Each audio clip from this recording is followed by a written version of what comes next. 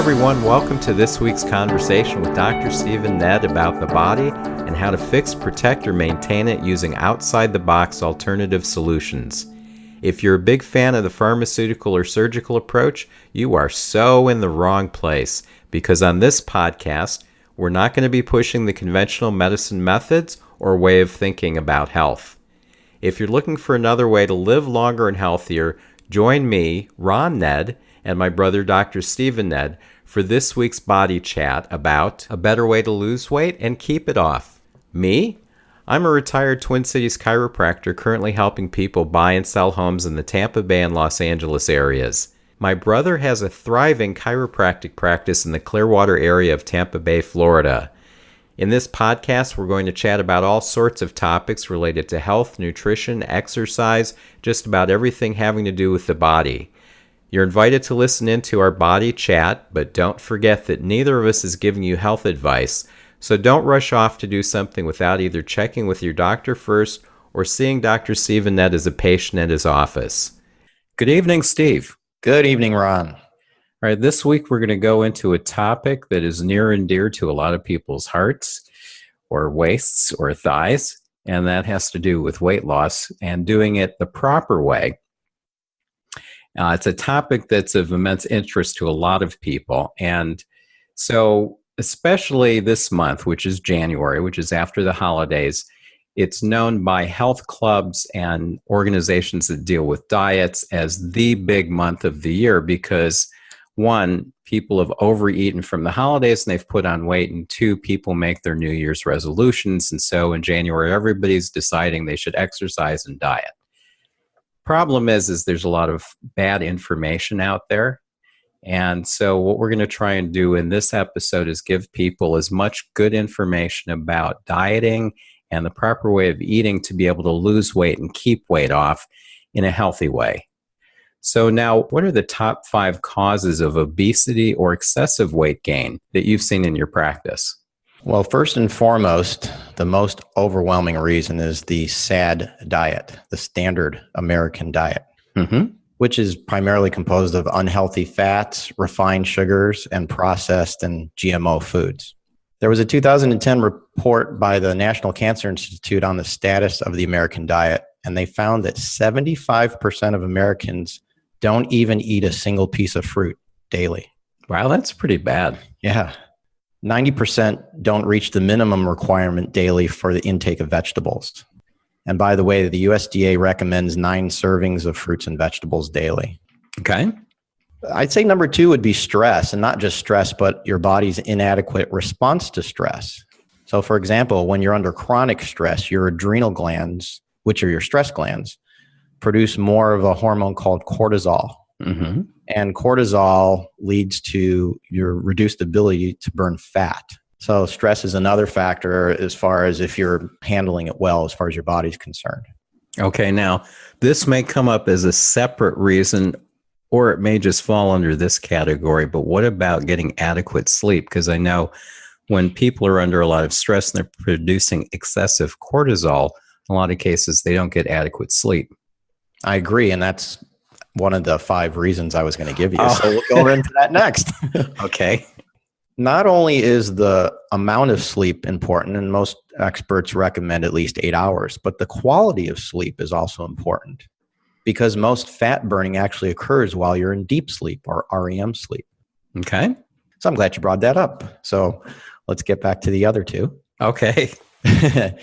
Another one is not enough or improper exercise. And the stats on that are 80% of Americans don't get the recommended amount of exercise for a healthy body. Only 56% exercise regularly. So if we put those 2 stats together, it means that less than 40% of the people who actually exercise on a regular basis get the recommended amount. Okay. And I can go into that a little bit as far as the 2 types of exercises that actually help you burn fat. The first of which is aerobic exercise, which is low intensity and longer duration. Technically, you need to do it for at least 20 minutes. But if you want to actually burn fat from doing aerobic exercise, you need to do it more than 30 minutes sustained, because the first 30 minutes, you're actually going to burn either stored or available blood sugar. And then after that, once you use that up, you actually start burning your own stored fat. Okay. And so that would include brisk walking, treadmill, biking, light jogging, and light swimming. Makes sense. Yeah. The other is anaerobic exercise, which is higher intensity, shorter duration, interval training, where you burn fat by stimulating your fat burning hormones. And this is a delayed response. It actually takes 14 to 48 hours for them to be triggered. Mm-hmm. And so that would include running, fast jogging, fast treadmill, soccer, basketball, and especially weight training. Okay. And then the final one is aging. Male and female hormones tend to decrease starting at age 40. And so a lot of people will notice, I'm not eating any different than I did before, and I'm exercising the same, but why am I gaining weight? Well, in men in particular, after age 40, they produce less free testosterone, which is important for your metabolism and for energy and also keeping fat off the belly. In women, they tend to develop an imbalance between the hormones estrogen and progesterone. Mm-hmm. And so it's important that they get hormones tested and looked at and try to keep it in balance, especially the ratio between estrogen and progesterone. If it gets to be too high estrogen to progesterone, it can actually lead to more serious diseases. A lot of times when women get past a certain age and they're having difficulties with hormones, it's suggested that they take estrogen or progesterone or things like that. From what I understand, that isn't necessarily a smart approach because of some of the effects that it can have by taking those hormones. I agree. Well, for example, bioidentical hormones are okay in most cases, but for the longest time, women were recommended Premarin, which stands for pregnant mare's urine. It was horse pee, basically. And half of the hormones were equine hormones, and you can imagine the side effects that they were producing on women.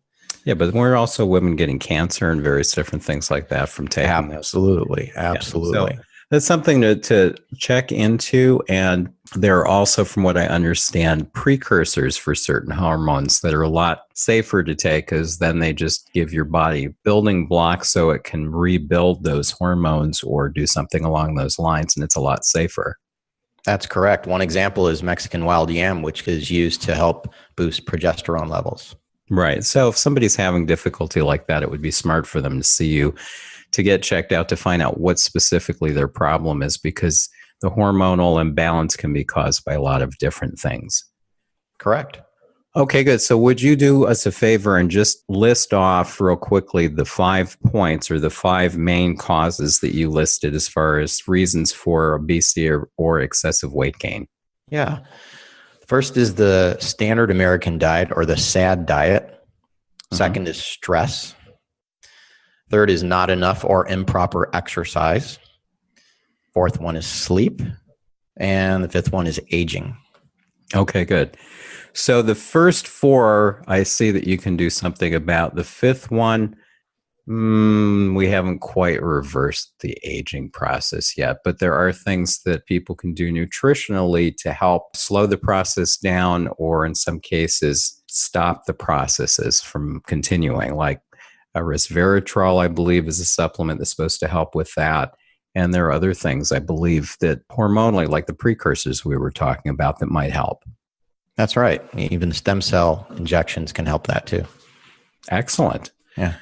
All right. Now, years ago, one of the fads was low-fat foods. I remember even looking into that myself at one point in time, and you could go to the grocery store and there was just shelves and shelves in the frozen food section of low-fat prepared meals for the microwave and so on.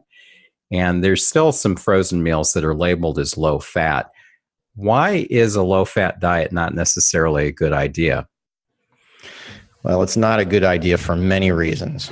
First of all, fat is actually a building block of many essential nutrients that we need for normal function and good health in the body. There's 4 vitamins that are derived from fat: vitamins A, D, E, and K. And they're needed for your immune system, for proper vision, for heart health, and for clotting. In addition to that, essential fatty acids, especially omega-3s, are really good anti-inflammatories, and they're important for brain health. Your brain's mainly made out of fat, by the way. Okay. It's important for skin health as well as your cardiovascular system. And then there's cholesterol.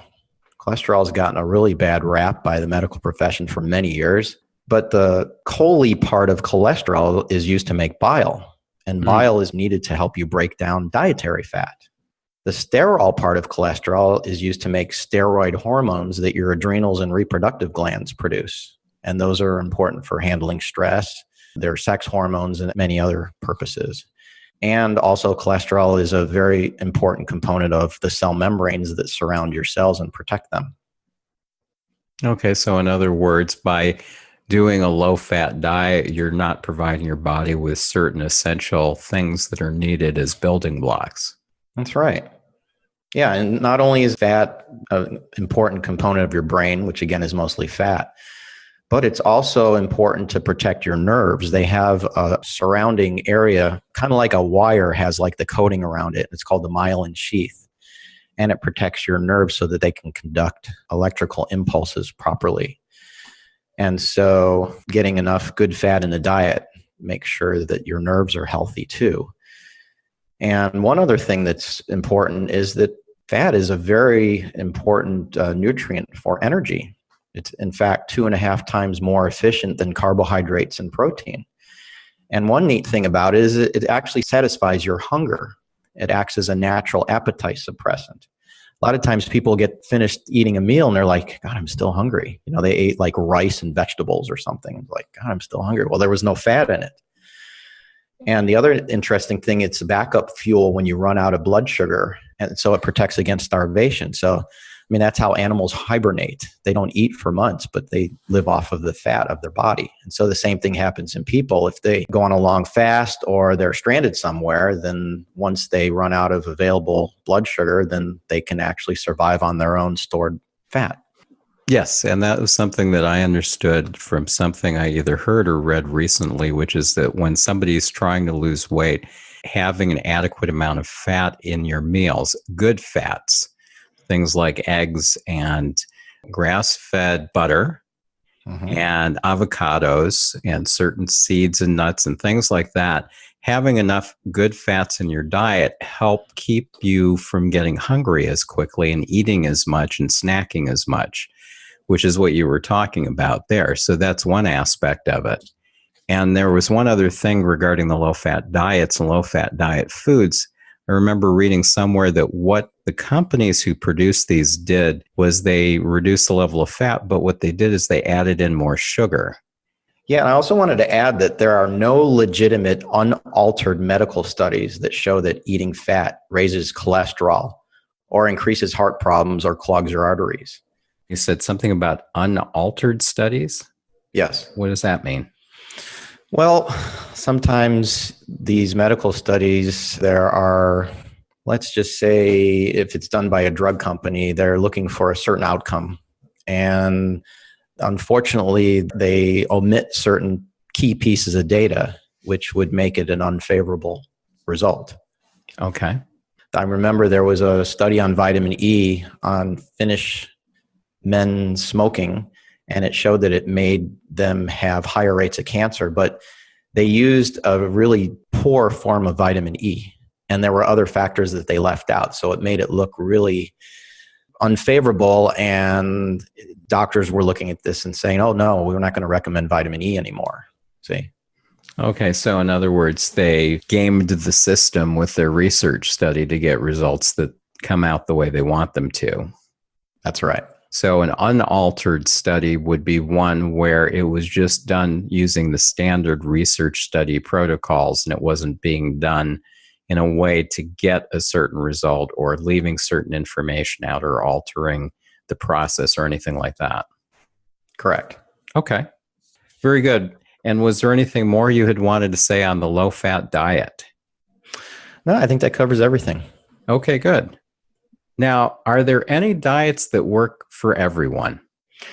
Well, to be honest, no, for many reasons. Okay.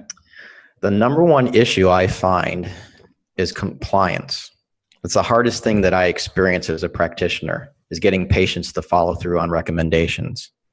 And on top of that, it's difficult enough to do everything that's recommended, but even if they do so, so many people are focused on the scale when the diet may actually be working, especially in the beginning. And they may not see much weight loss and they end up quitting because it doesn't appear to be working. But it might be because they're also exercising and building muscle while losing fat, and muscle happens to weigh more than fat. Okay. Other factors are that there are things that can reduce diet effectiveness. And we've covered most of these already, and that is not enough restful sleep, stress, hormone imbalances, not enough effective exercise. But you have to look at a person's individual genetics. And as far as their genetic background, their ancestors, native country or countries, their diets may be very much different from the country they're living in now. So somebody, let's say, came from Asia and is now living in the United States, and they were eating mostly fish and lean meat and rice and vegetables. And now they're eating pizza, popcorn, hamburgers, and so forth. It's not going to be real good for their bodies. Well, it's probably not good for anybody's bodies, that type of diet, the SAD diet. But that's another thing to look at. And also individual hidden allergies and food sensitivities.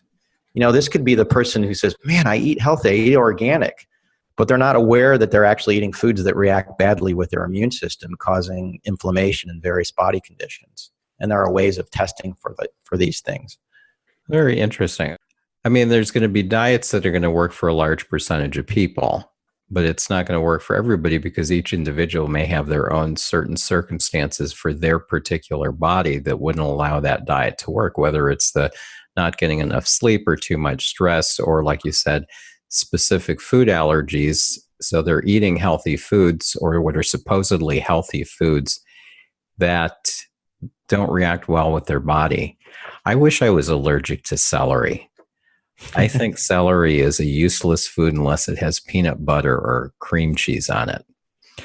Okay, so now the next question I want to get into is having to do with when somebody's dieting and how important it is to lose fat and make sure that at the same time they're not losing muscle. Because if somebody goes on an extreme diet, they may start dropping pounds. But the pounds they might be dropping might have to do with loss of muscle mass, right? Yes. Okay. This one's really critical, and it's the true test if a diet is producing healthy or unhealthy weight loss.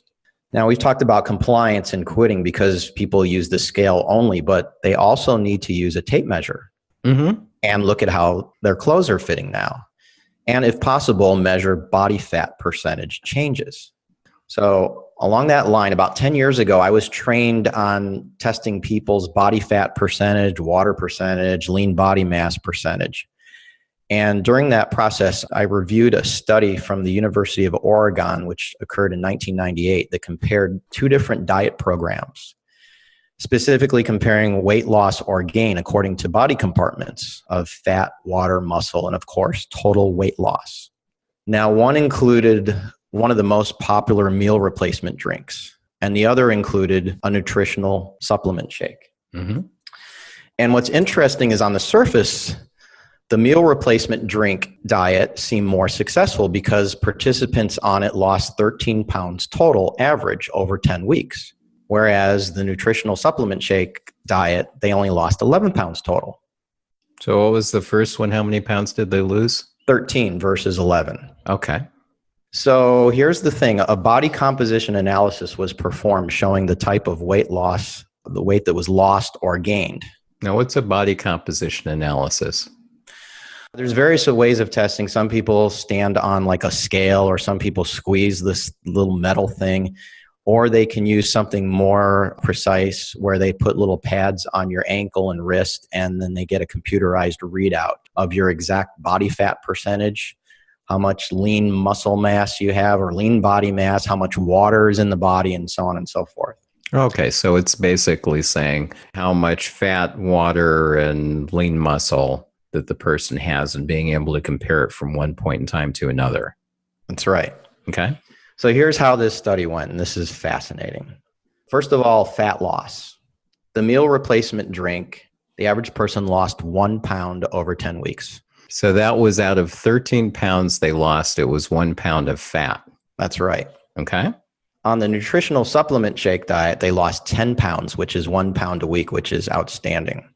So out of the 11 pounds they lost, 10 pounds of that was fat. Yeah. Okay. As far as water loss, the people on the meal replacement drink diet lost another pound from that. All right. So that's 2 of the 13 pounds now that have come out, 1 fat and 1 water. Right. And on the nutritional supplement shake, they lost another 5 pounds. I'm confused now because that one, they lost 11 pounds and they lost 10 pounds of fat and 5 pounds of water. How does that happen? Because they gained 4 pounds of muscle. Oh, were they exercising at the same time? Just light exercise. Okay. And you have to understand that muscle is made out of primarily water and protein. Mm-hmm. So if they were getting adequate amounts of protein and water, then they could actually be building muscle at the same time. Okay. So now this kind of doesn't add up on the meal replacement drink. They've only lost 2 pounds so far, and they lost 13 pounds total. So here's the shocker. Right. The average person on the meal replacement drink diet lost 11 pounds of muscle over 10 weeks. Wow. Yeah. So the meal replacement drink was so nutritionally bankrupt and toxic that people were using it, basically had to cannibalize their body tissues to process it, which led to their weight loss of healthy muscle tissue. All right. So where are the congressional investigations and class action lawsuits about that? Let me guess. It never got reported. No. Okay. No. And see, I researched and I looked at what was actually in the meal replacement drink. Mm-hmm. And here's the reason. It was loaded with various forms of sugar, including the 2 worst, which are fructose and corn syrup. It also include artificial flavors, unhealthy fats, including hydrogenated soybean oil and canola oil, artificial flavor, and other unhealthy chemicals. So in other words, a bunch of crap. Exactly. And it probably had protein in it that was undigestible protein. Not the healthiest, for sure. Okay. Well, that's very interesting. Now, this is something I hope that you're going to be going over with all your patients this next month, too. Yeah, I always stress, always read the labels and really learn what all these ingredients are, because there's all kinds of promotion out there. And look, I lost all this weight and all that weight. And you have to say, well, how did you do it? I mean, did you do it at the expense of your health, or did you actually build muscle and lose fat? And what are those ingredients? All right. So I have a question for you. Since you're not naming the name of the diet drink, which I understand, if somebody is looking into something and they think, oh, no, this one is so different than any of the other ones. This one's really healthy. I have a friend who did this and they look just great and they're feeling just fine. Where can somebody get information? Is it possible for them to find out the information like you did about what type of weight loss is occurring? Is there something that they can go research on that?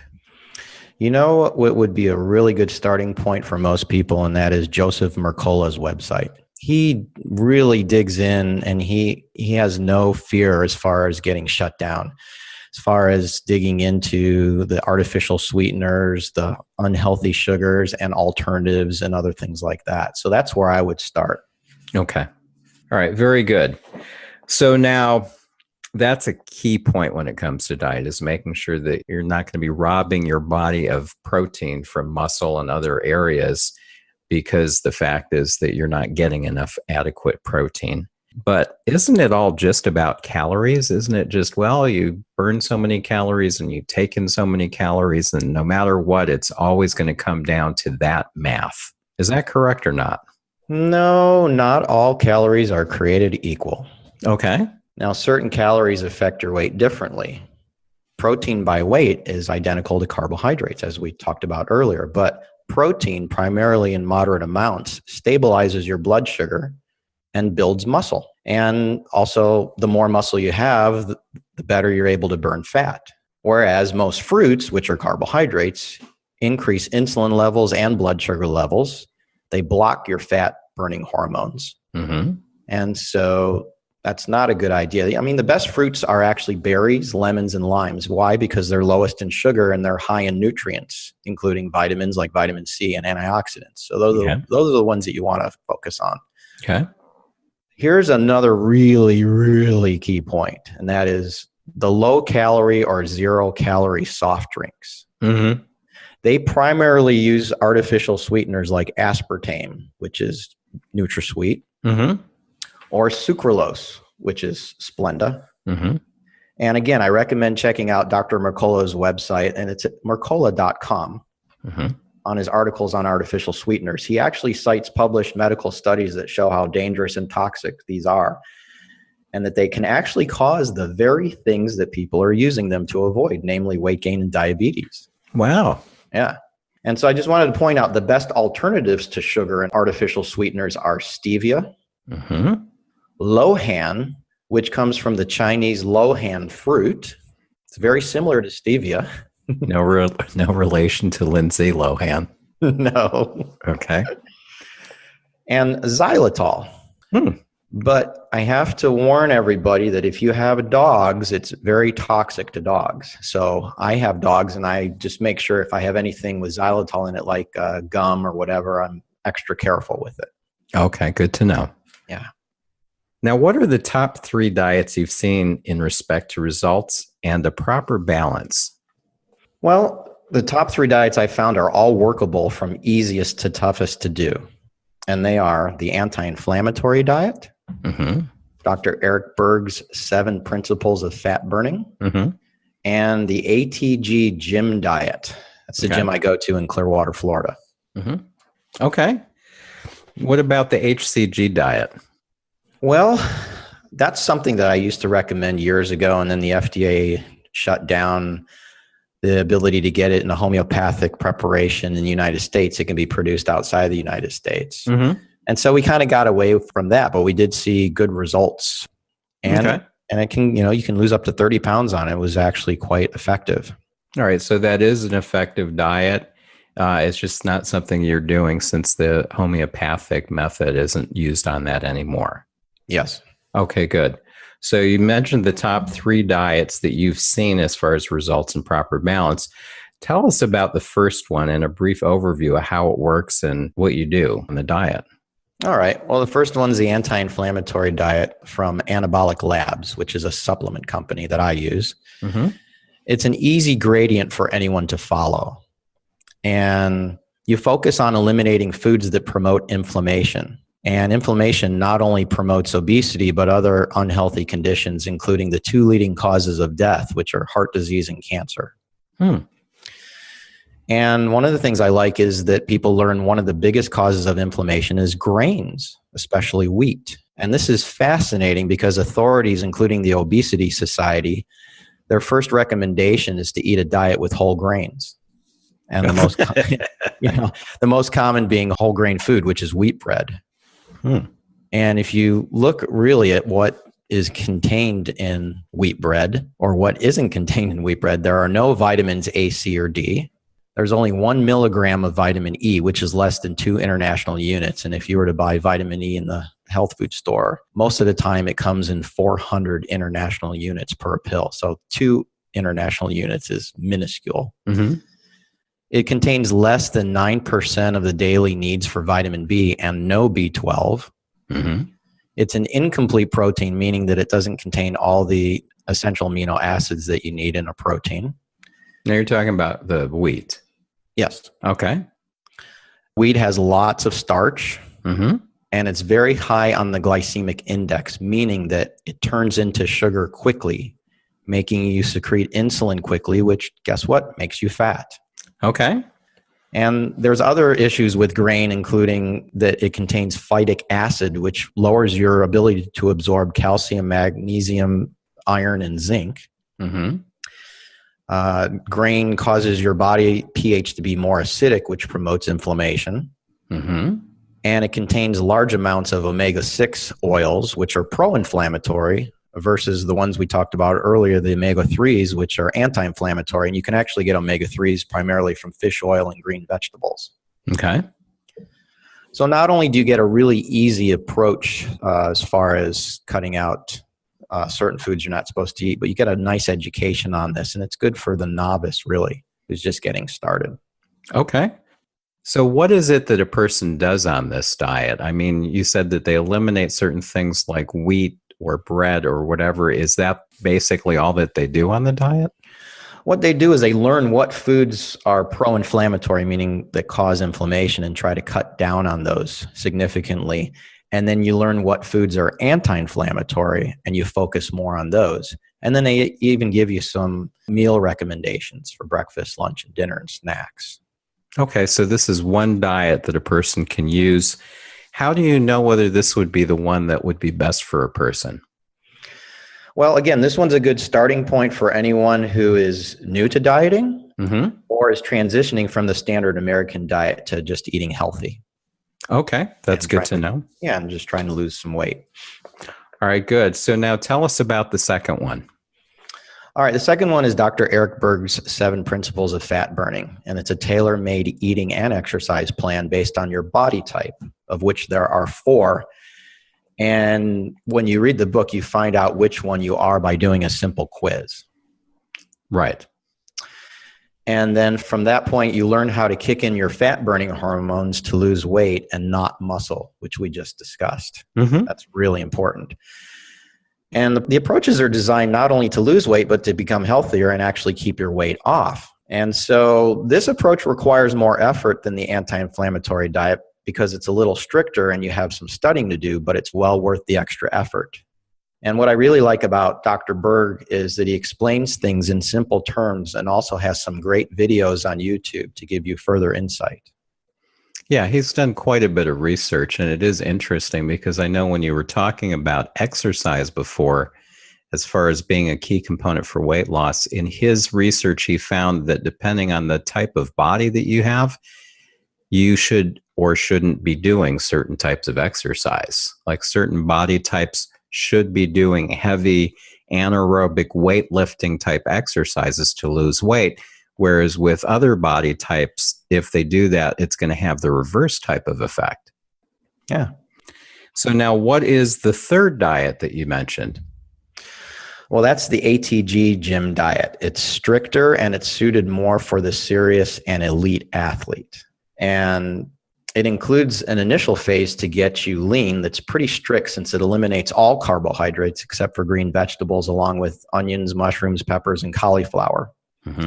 Animal proteins are included along with seasoning like lemon and lime, as well as various smart fats like fish oil, avocado, olive oil, coconut oil, and butter.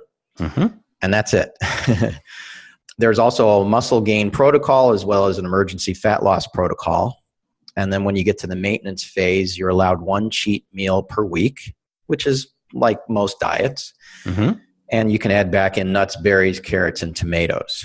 So again, this one is really for somebody who's super serious about competing athletically. They cater to very elite athletes. A lot of them are actually trying to get professional contracts. And the reason I get to go there is because I take care of all the trainers. That's good. I like that. Now, I am going to say something about this diet. I'm going to slightly disagree with you on it. Okay. Because you said it's for elite athletes and so on. Well, you gave me a copy of this when I was out there in August, and I've looked over it, and I've had not horrible weight problems, but I usually put on weight over the year if I'm not eating properly and indulging, and ended up doing an HCG diet almost on an annual basis to try and get back down to start the year before I start gradually going up through the rest of the year and hit the holidays and then do another diet and so on and so forth. So this year, one of the things that happened is you gave me the information on the ATG diet, and there was a period of time where I think I had a lot of meetings and dinners and stuff like that where I wasn't eating quite the same that I normally do, and I was putting some weight on, and I did this for about 4 or 5 days and just boom, the weight dropped off. Now, that isn't going to necessarily happen for everybody, but for me, it's worked extremely well where I don't have to go into doing a whole HCG diet round to get the weight off, as I'm able to drop weight very easily doing this diet. And for me, it's not that difficult. I have eggs in the morning for breakfast with grass-fed butter. I have a salad at lunch with greens and peppers and onions and mushrooms and some chicken, and salad dressing is like lemon and olive oil and salt. And then for dinner, I'll have something like shredded cabbage and ground beef and maybe some mushrooms and onions and salt and pepper and so on and so forth. And on this, I'll even eat some seeds and nuts because I'm not doing the extreme trying to really drop a lot of weight, and I'll still drop weight.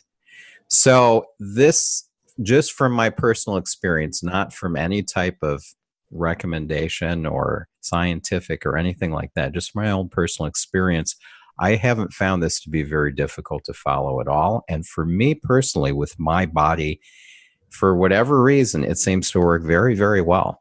Well, that's good to know. I think you're going to change my viewpoint a bit on that. Probably something that everybody can do. It's just it's up to the individual if they're willing to put in that much discipline and follow through with it. That's correct. And I am going to bring up something that we didn't have planned to discuss, but this was something I remember when I was going through chiropractic school or when I was in practice that I learned as far as dieting is probably the most important thing having to do with keeping your weight down or losing weight is shopping and how you shop and when you shop. If you go out and you're hungry and you go to the grocery store, you're going to be wandering around looking at all the stuff you shouldn't be eating. Whereas if you go after you've eaten and you have a list of things and you know which things you're going to eat, like when I do the ATG diet, it's a lot better. And it really starts with that because what you eat is going to be what's in your house. Or if you don't have anything in your house, you're going to be going out to get something to eat. So that's one of the points I wanted to mention that I hadn't thought of before, but it just came up, which is as far as weight loss and dieting, shopping, the way that you shop is probably as important as any of this other stuff.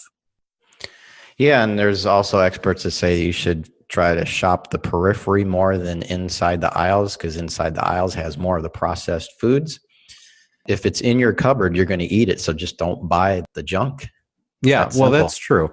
But it is also important when you go, because I remember when I was in chiropractic college, I was reading this book called Sugar Blues, which is a great book. And I went to the grocery store one day and I found myself, I'm standing in front of all the Little Debbies and all of those cupcakes and donuts. And I'm just kind of looking with these glazed eyes at what am I going to get? I want to get one of these, maybe one of these. And I suddenly realized what was going on was my blood sugar level had dropped so much because I hadn't eaten for so long that I was craving that stuff. And I just stopped and I turned around and went over and I got some oranges or apples or something like that. And that made me realize that if you go and when you're hungry or your blood sugar level is low, you are going to buy the wrong stuff. That's right. So don't go to the store when you have the munchies. That is correct. All right. So now how does somebody know or how can they find out which of these diets they should be doing? Well, again, the anti-inflammatory diet, I hand this out to my patients all the time, whether they have inflammation or not, because it's just a good starting point. It's good healthy eating. It's simple. Dr. Berg's is, if you want to really put the time and effort into it and get a more precise diet for you as an individual, then you can get his book on Amazon or anywhere. It's called The 7 Principles of Fat Burning. Mm-hmm. The anti-inflammatory diet is on anabolic.com, and it's from the Nutritional Foundation booklet. Okay. And then the ATG diet, they actually don't publish this. It's only for members. And their website is athletictruthgym.com. And so perhaps you might be able to contact them if you're a serious athlete wanting to join, or possibly if the owner is willing to hand out that data to you. Okay. And so somebody could also come to see you and find out which one might be more workable for them, but also to look for those 5 points at the beginning that you mentioned that would interfere with their ability to lose weight. See if any of those exist. And if they do, get some help in getting those out of the way. Yeah. And I didn't even mention there's other things like hidden hypothyroidism, hidden candida infections, things like that, which we can test for also that can also affect the results of a weight loss diet. Very good to know. Now, are there any key points to maintaining a level of weight loss after dieting? If you get your weight down to a certain level, what are the things that need to be done to maintain that weight level? Well, I actually like Dr. Berg's approach to maintaining weight improvement, and that is having a mindset that you're doing this not just for weight loss, but also for longevity and for cardiovascular health and for your immune system and your overall health. Mm-hmm. And your goal should actually be to build a reserve, kind of like a bank account with a nice reserve of money, Mm-hmm. so that you can actually cheat a little bit and go off eating correctly occasionally with no major problems or that dreaded weight gain rebound. I like to, instead of using the word diet, I like to call it strategic healthy eating. Very good. Yeah. Now, are there any key things people should keep in mind that they should do or that would be helpful to do to help in maintaining their weight? Well, if you've got a program that you're on that's working, don't just say, hey, I've got to where I'm at and I'm done, and then go back to what you were doing before. Mm-hmm. Try to maintain and keep in as much as you can. And then if you drop things out and then you start noticing that you're gaining weight again, then you need to look back at what you were doing that was successful and put that back in. Very good. And you also mentioned earlier about the importance of fat in the diet and having an adequate amount of that, which will help a person get through longer periods of time without getting hungry again. That's right. And every meal you should eat adequate amounts of protein. It's interesting, when we were young, our parents studied Adele Davis's books. Mm-hmm. And there's a book called Let's Eat Right to Keep Fit. And in chapter 2, it talks about the importance of breakfast. And there was a study done by the USDA in 1949 where they had 200 volunteers and they tested all these different breakfasts. And they checked, the typical breakfast, which I think was cereal with toast and something else. And then finally they added in some protein. Mm-hmm. And they found that what they did is they checked their blood sugar before they ate and their blood sugar right after, and then every hour for the rest of the morning. And the ones that had breakfast didn't have any protein in it, their blood sugar would go up and then it would start to steadily decline to an unhealthy level. Mm-hmm. The rest of the morning. When they added the protein in, then their blood sugar rose and it stayed at a healthy level the rest of the morning. So not only breakfast is very important because you're breaking the fast, but not only should you have protein at breakfast, but it's important to have it at every meal as far as stabilizing blood sugar and keeping your appetite solid and so forth. What was really interesting in that study is the one thing that lowered their blood sugar the most was oatmeal. Now, what do you mean by it lowered their blood sugar the most? What happened is their blood sugar went up after they ate it, and then it crashed to the lowest level of all the other foods that they ate. Okay. And I find that interesting because it's high in fiber and it's actually considered a healthy food. But if you eat it without protein, it creates this effect on the body. So my suggestion is if you're going to eat oatmeal at breakfast, add some protein powder to it and take out some frozen fruit, some frozen berries in particular, and put them in the oatmeal, because what it does is it melts them and it cools off the oatmeal real fast. This is what I do. Okay. And then I add a little cinnamon to it because the cinnamon will help with balancing your blood sugar. It helps your body produce insulin more efficiently. And it makes a delicious, healthy breakfast. And you're getting your fiber, you're getting your good carbs, and you're getting your protein. Interesting. Okay. So eating just oatmeal without any protein is unhealthy. Yes. That's good to know. I didn't know that. All right. Now, is there anything else you'd like to say on this topic before we end? Yes. There is a wealth of knowledge on this subject, and the trick is to find out what is true and what isn't. And one thing I've learned is so-called authorities almost always get it wrong. Mm-hmm. So we've had the low-fat diets, the 4 food groups, the food pyramid, and eating more grains. And following these approaches has resulted in 2/3 of U.S. citizens being overweight, and over 1/3 are now obese. Mm. And again, we're going to have to talk about cholesterol in a future podcast because that's another health topic the authorities have deceived us on for many years too. Yes. Well, that's our government at work. Anyway, well, thank you again for all the information. This is very helpful. I've learned a few things myself again, things that I can put into use, and I'm sure that the listeners will be able to get something from this. And if they want to follow up with you about this, we'll have the phone number of the office in the podcast notes. All right. I do have down, we'll be doing an upcoming episode on cholesterol. And then also I have down, we should do another one at some point on inflammation. Sounds like a plan. All right, great. Thanks, Steve. Thank you. Thanks for joining us this week on the Body Chat Podcast. We both really appreciate your time and your attention. We want to provide you with interesting and informative episodes each week, and if you have a topic you'd like us to cover or any questions you'd like us to answer, send an email to us at info@bodychatpodcast.com. That's info@bodychatpodcast.com. Next week, we're going to chat about computer slouch and text neck.